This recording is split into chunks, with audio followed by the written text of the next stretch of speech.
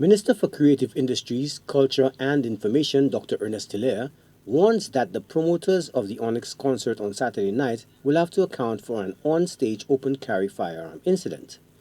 The image of a moonlighting police officer toting a submachine gun as he provided close protection services for the controversial headline dancehall artist at the public event has stoked public backlash. The Deputy Prime Minister is also outraged that the concert was approved in the first place given the island's recent struggles with violent gun crime.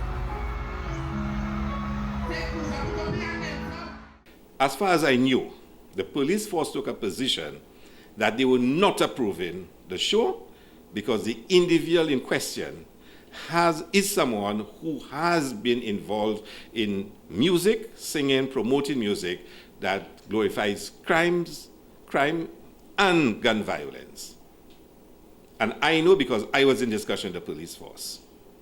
Because the promoters spoke to me, and the police were very clear that they were not going to approve it on grounds of national security and event security, which means they were seeing it as a threat to the fight against gun crime and as a threat to the event itself because they were not satisfied event security was fully in place.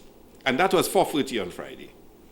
So after that decision was taken, somebody approved for the event to go ahead. We need to know who is that somebody.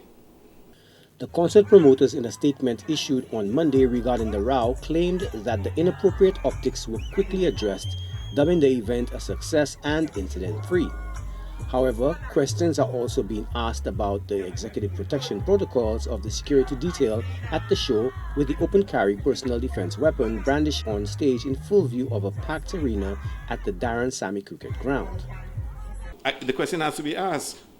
Who authorized the person that had the firearm to be on stage? And did the promoter tell the police that that was going to happen? Because I read on stage persons associated with the promoter saying it was part of the rider. The artist required it. If an artist required it, was the police told that? And if the police was told that, why did they still go ahead, whoever approved it, go ahead and approve it? Then I am told another statement has issued saying it was not part of the rider of the artist. But that's even worse. So how did that person get to be on stage with an open carry firearm? And like I said, a real frightening looking firearm at that. Dr. Hilaire is indignant. So what if people had rushed the stage? What would have happened? Would you have shot the crowd?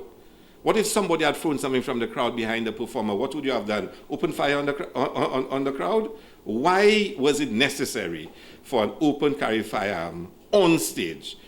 The authorities in Jamaica, home of a gritty form of dancehall music genre, recently imposed a ban on music and TV programming that promote and glorify violence. Despite a debate over freedom of speech and censorship, Hilaire says the move is very instructive in the context of the times. I mean, for me, when I speak of creative industry, when I speak about the creatives and producing, it's not about that. It can't be about that.